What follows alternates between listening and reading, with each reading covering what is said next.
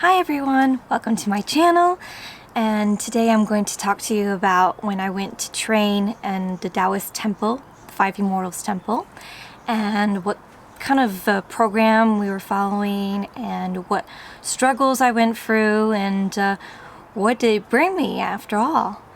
Last year, I came to the temple in China to train Tai Chi, which there was the first month water Tai Chi that is more a work on longevity, on your health, and then the second month was more based on fire Tai Chi, which is really about Kung Fu and power, emitting power.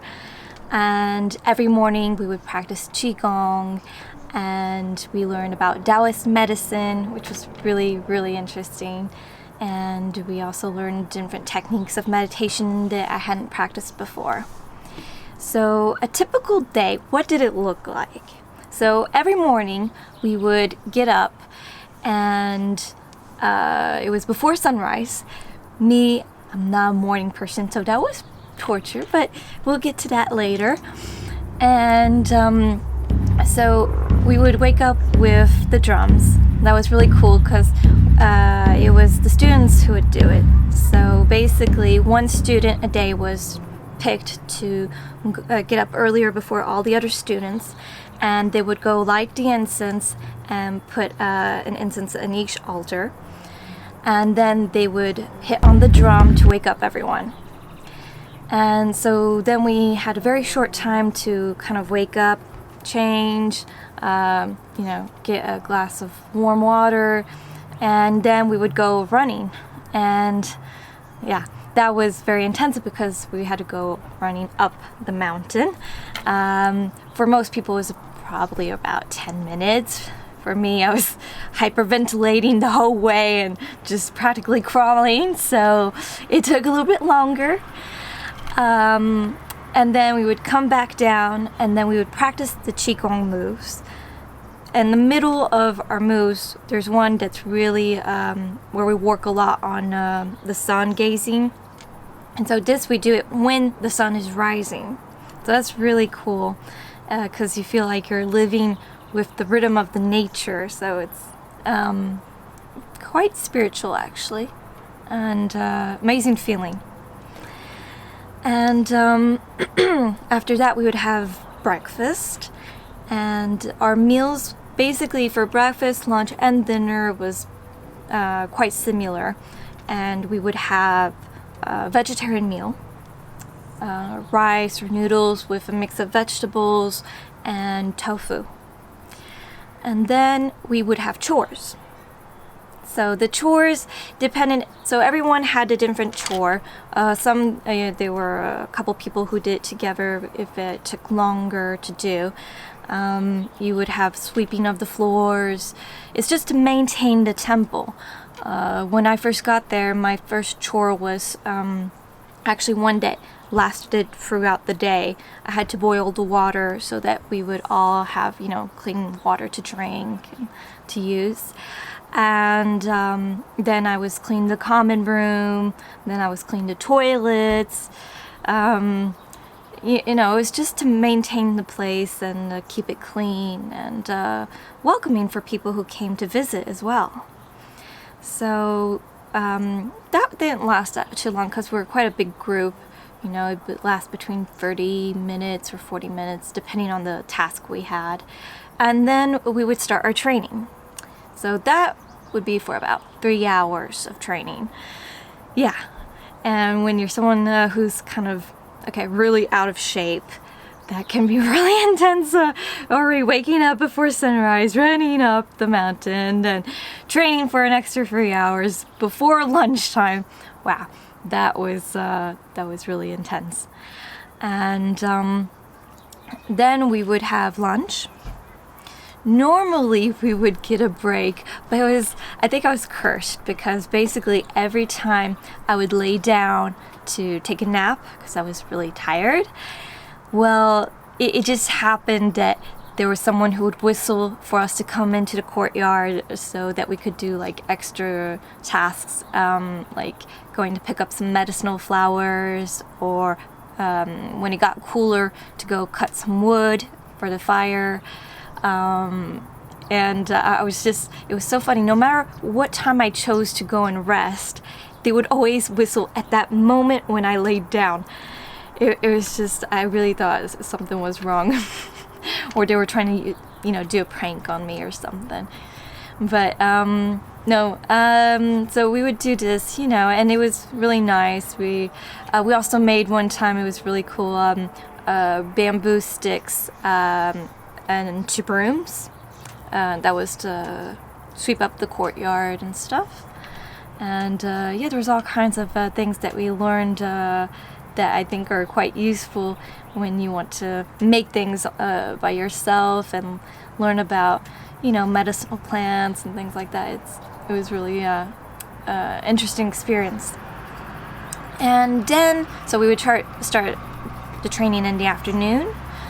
During the water Tai Chi course, so it was a little bit different than the fire Tai Chi, because if it was like raining really hard, or we would be called to do theory class, and that was actually the Daoist medicine course.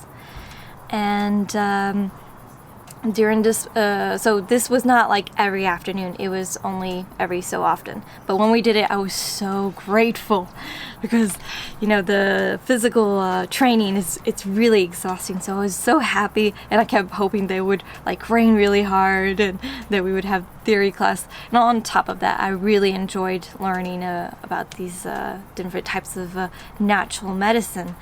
And we learned about fire healing, cupping, prick bleeding, acupressure points, moxibustion, sound healing. It was just so interesting. And then sometimes actually we would practice on each other, especially when some of us would have pains. We would hurt ourselves at some point, or we pulled a muscle or something, and we would practice these techniques we learned on each other. So not only were we getting the practice, but we're getting the help we needed. And I think it also made us into this group that felt much stronger, and we bonded a lot for this. So that was really, really nice. And so we're not, during the fire Tai Chi course, there was no like theory class, no Daoist medicine, it was pure training. So basically the level was like, okay, the first couple days to get us, used to it. And then it was just going up and up and up. And he was like, asking more and more of us. And which at the beginning I was in tears, and then I was like, okay, it's fine, I'm getting stronger this way. So it's really good. But when I was trying to do videos to remember everything that I was going through, you can see like bags under my eyes, I'm having them more and more. I'm like, my voice is just sounding more and more tired. But it was really crazy and empowering experience. But I'll come to that later on. So to finish up, basically, the typical day we had. So after we were finished or with the Daoist medicine course for the day or the training, then we would have dinner. Then we would have like a small break, and then we would meditate, inside the temple. And then basically we would just crash. Yeah. After a day like that, you're just really exhausted. So, that's actually, when it got really cold, sometimes he would let us meditate in our rooms. And I have to admit, it happened a few times where I just fell asleep while I was meditating. I was just so exhausted. But when we were in the temple meditating, there was a few days I remember, not always, but a few days where I just had my head just falling down. And I was like, nope, it's not finished. And I would refocus on my breath and on my meditation. But yeah, it was really, by that time of the day, you're really exhausted. So what struggles did I go through? I started mentioning a few of them, such as getting up early. It's never been an easy thing for me. And I was really hoping before I went there that my roommate would be someone who had an easy time getting up in the mornings and would help me, turn on the lights and push me around so that I would get up. And no, I loved both of my roommates I had. They were amazing, but I could not depend on them for helping me to get up in the mornings. I was actually the first one. And then they would be grouchy if I turned on the lights. That was really difficult. So I tried to put my alarm clock even earlier than the drums, so that I would have time to kind of wake up and be more present, because I'm very groggy in the mornings. Another struggle, it wasn't, actually this one was the least worst of them all. It was more my expectation when I first arrived. I'm okay with, living in a more simplest lifestyle. It's just that there's certain things, like the squat toilets. They just, I'm not a big fan. I tried to avoid them while I was traveling before I got there, but it wasn't always possible, and I didn't really like them.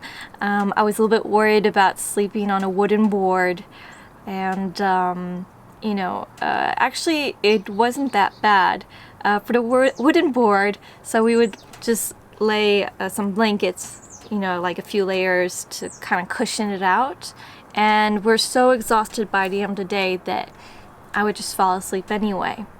And for the toilets, I got used to them really quickly. The thing that I had more problems with was for the shower. So we would use buckets of water, to shower, and it was so cold, and the floor and everything, you were freezing. So normally, I don't like do it in just 1 minute. Here it was like, okay, 30 seconds, tops. I was just trying to get back on my clothes as soon as possible because it was just so cold there. But yeah, there's a few things like that, but it wasn't that bad. The more difficult parts, I think it was really mental, actually, because I had also a lot of fears before coming to the temple. I was afraid, that because I'm not very sporty, that I wasn't going to be able to keep up with the group. And but this was something I really wanted to do. I wanted to prove to myself that I could do this, and it was really important for me. And martial arts, I think, are amazing. So I wasn't going to let myself be stopped by this, but I did come with this fear. And I was also afraid because of that the other students would maybe not like me, because they would feel like I'm pulling them back, or maybe that I would even be asked to leave, but I still wanted to try. And that voice, I had to fight that inner voice, of oh, I'm not good enough. And especially in the beginning, because I had such a tough time memorizing the sequence for the Tai Chi moves. And so I was very lucky because we had such an amazing group, and one of the students in particular, a friend of mine, he would memorize very well the moves. So during the break times, I would go up to him and I'd be like, can you please show me the moves again? And then I would just practice over and over again. And then also on the weekends when we had 2 days free, well, not really free because you would still work on helping out at the temple and stuff, but we did have moments where we could do what we want, and I would usually practice the Tai Chi moves over and over so that it would get stuck in my brain and in my body, And I was struggling with memorizing these moves, and really the fact of feeling like I wasn't as good as the other students. And but by talking with the other ones, it was really interesting to see that actually a lot of the students felt that way, like, oh, they were struggling also, to memorize the moves and to keep up. And I felt much better after that. And I was also struggling a lot with fatigue because in my younger 20s, I was diagnosed with an autoimmune disease. So it's when your immune system attacks your body. And I was able to get rid of all my chronic pain, but I was still struggling with fatigue. So at this point, I started the training that was very intense, more intense than anything I had ever done in my whole life. And there I did talk to our Shifu, our teacher, and I was saying that I have problems with my energy and I feel very tired. And he gave me a couple tools in the beginning, and that permitted me in the long run, that it just gave that like boost to start out, and then I didn't need them anymore. I just needed the training that we were doing because they worked so much on my internal energy, on the qi, and it helped me to be able to keep up with everyone, and it was giving me more and more energy. I was cultivating this internal energy, and so that was a huge benefit that I gained from practicing at this temple. It really changed my life. So that was like, just for that I would go back.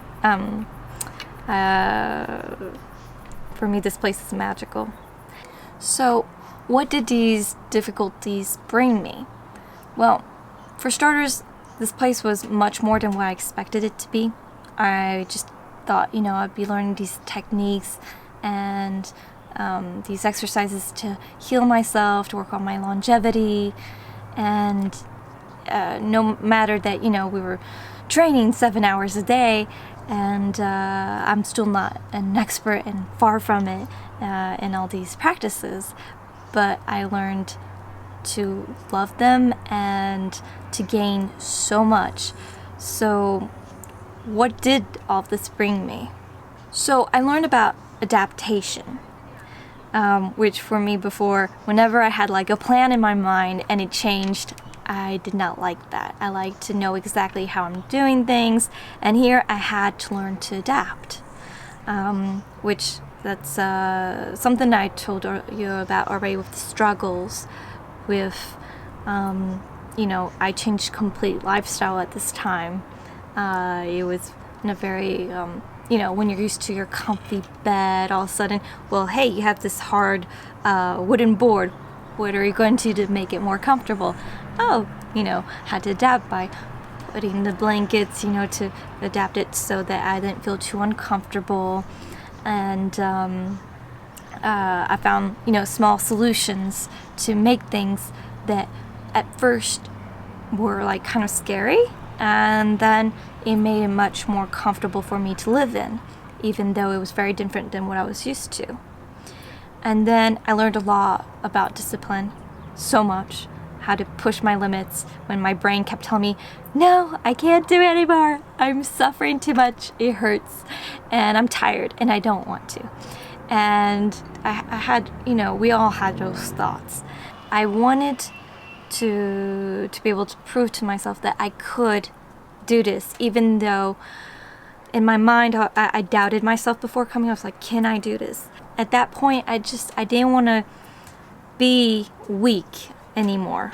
I didn't want to feel weak, and I wanted to prove to myself that I could be strong and that I could do things that I never thought was possible. And it's at that point where you push past what you think is possible and you realize, I can do that. It is possible. I can do it. And that just gives you this huge empowerment feeling. You feel amazing.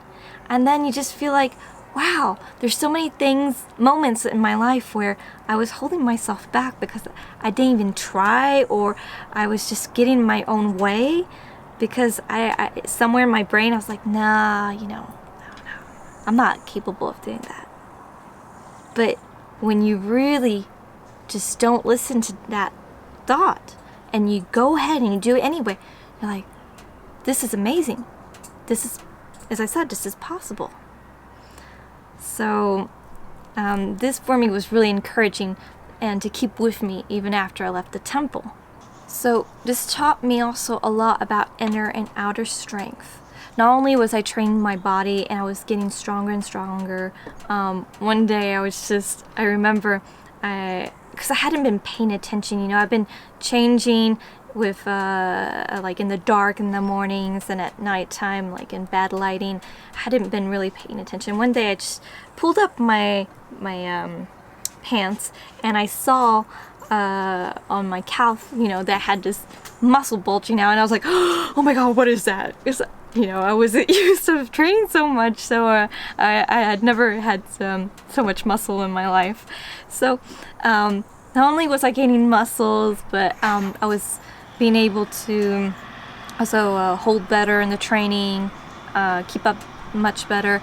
I mean, I wasn't like the top student, but for me that wasn't important. All I wanted was to prove to myself that I could get stronger over time.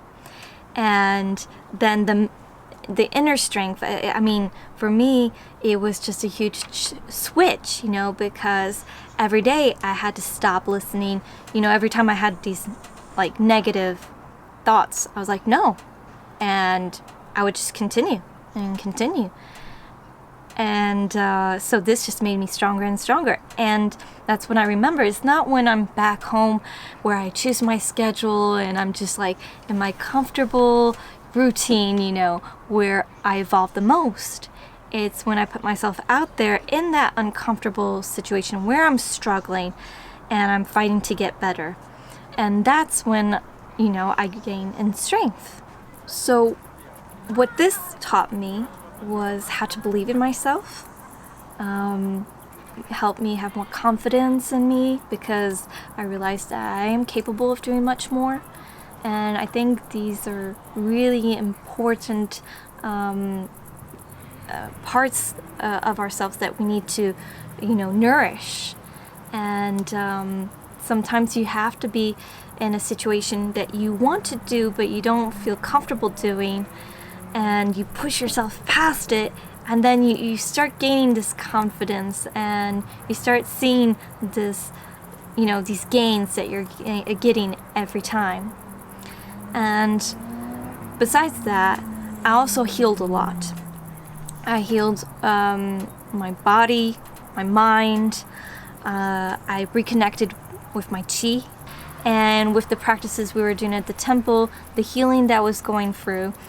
All of a sudden, one day during the practice, I realized I could feel it again, and I was so happy and so excited. And not only could I feel it again, but it was much stronger than what it had been before. So for me, that was just amazing. And I worked a lot on forgiveness while I was there. That was really, really important for me. And I think I could do a whole video about that, because that's just something that is so important and at the same time so difficult to go through. But that also, as I was healing through forgiveness, I could feel my energy working, like flowing better through my practice. And I was asking Shifu about it, and he was like, yes, this is normal. And this was just a life-changing experience for me. So if you're interested, you know, leave in the comments if you want to hear more about that. Another thing that I gained from this experience was creating like amazing bonds with this new family that we created. And I love those people that I was trained with every day. We struggled together. I mean, we cried together, we sweated together. It was just, we helped each other out when some would remember certain moves better than others, or whenever we needed encouragement, or when we would get any pains, we would do healing on each other. And doing this together just brought me people that I can truly count on, even though the training is finished. My journey still has a really long road ahead, but you know, I'm continuing to healing myself, continuing to strengthening myself, learning about what like extra information of what I was learning at the temple. The temple was definitely a huge step in my development, and just, you know, I think it's important for each of us to find our own temple. Like, if there is something that you really, really want to try, but, you know, you have fears about it, doubts of yourself if you can do it, or nah, you know, it's not for people like me. It's, you know, for those people who, you know, have it more together, you know, or stronger and stuff like that. Stop looking for excuses. I want you to find your own challenge. Something that you desperately want to do and that you've just been putting off. And start writing down steps, okay, of what you can do to accomplish this. Don't let those fears, don't listen to them. Just put on that piece of paper steps of what you can do to get there. And you'll see, no matter what it is, it's going to help you gain so much in your life, everywhere, you know, professionally, socially. It will bring so much to you because you're surpassing yourself, and you can show yourself that no matter what domain it is, you can do that too. Write down in the comments what your challenge is, like that. We can encourage each other, okay? And you know, if you like this video, you can leave a thumbs up. You can subscribe, and if you have any questions, you can ask. And hope to see you soon. Bye!